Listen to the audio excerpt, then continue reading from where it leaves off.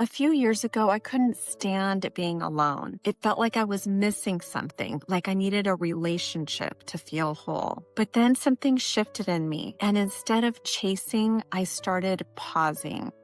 I started spending my mornings with my coffee, my journal, my pets, and my breath. At first, it felt awkward, but then it started to feel freeing. In this video, I'm going to share 5 powerful shifts that I made to go from feeling lonely to feeling more peaceful, especially after 50.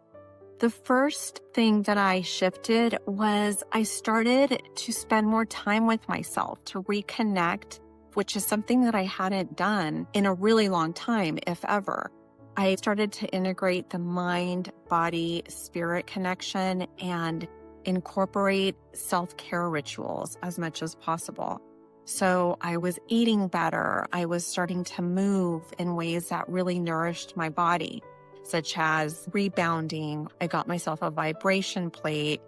I really love fitness, so anything that has to do with fitness equipment, I'm always experimenting with, as well as walks out in nature, which I really enjoy. And I do this with my pet. I put my senior dog in a stroller and I just go. I started to ask deeper questions of myself about what I really wanted in life, if I was living the life that I really wanted, what needed to change in me or heal in me in order to move forward.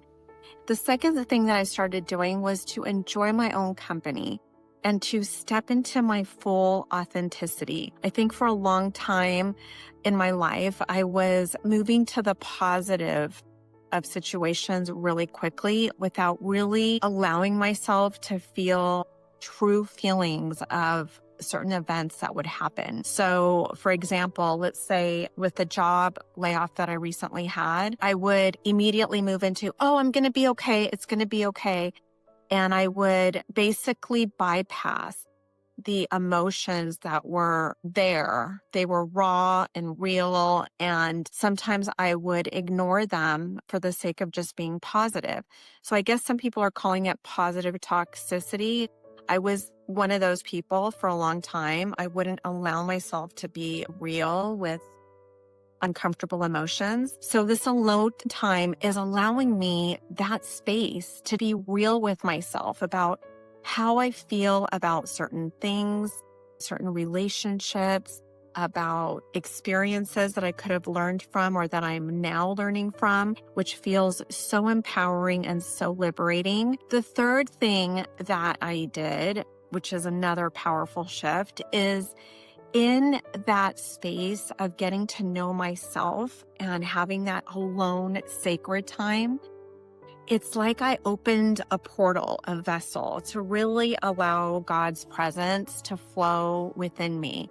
And I used to not be a person that talked about God.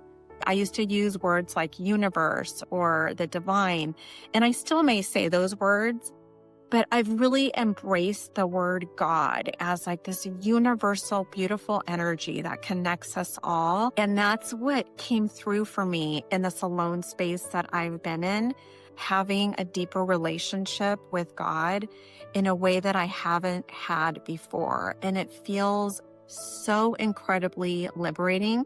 The fourth thing is pet companionship. This alone time is allowing me time to spend with my beloved pets. I had a dog, my Mambo, who recently passed away at the end of May, and he was the love of my life. I didn't expect this to happen so soon, but a month later, I adopted another dog that I had rescued, and he's a senior dog as well. And so I'm just really enjoying my time with Sebastian now, and my cat, Gaia, who I've had for many years also. So being alone, I guess you can't say I'm completely alone if I have pets, because they count. They're beings, they're spiritual, sentient beings.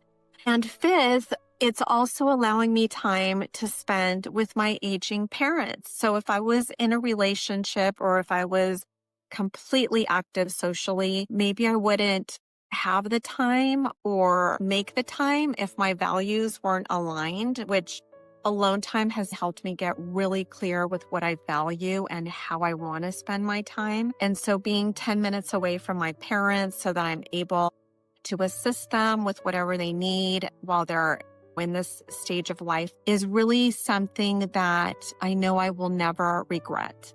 I made an international move to be closer to them so that I wouldn't regret not having taken the time to spend with them during these years that they're needing medical attention, and to be able to spend time with them when I need to and when I want to. And of course, when they ask for it in this alone space that I'm in.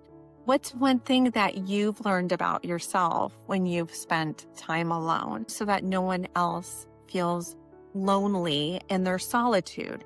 I think there's a difference between feeling lonely and alone, which is okay to feel those uncomfortable feelings at times.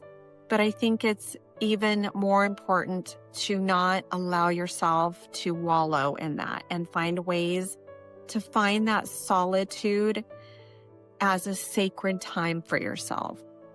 If you got value from this video, then tap the like button. If you're in a season of solitude, then I've created a guide that may help you to not feel so alone during this time and see it as sacred time. The name of the guide is called the Soulful Solitude Guide. It's linked in the description. And it's filled with wonderful self-reflection, questions, affirmations, and it may be just what you need right now. And aside from that, YouTube may recommend a video up here, and I look forward to seeing you in the next one.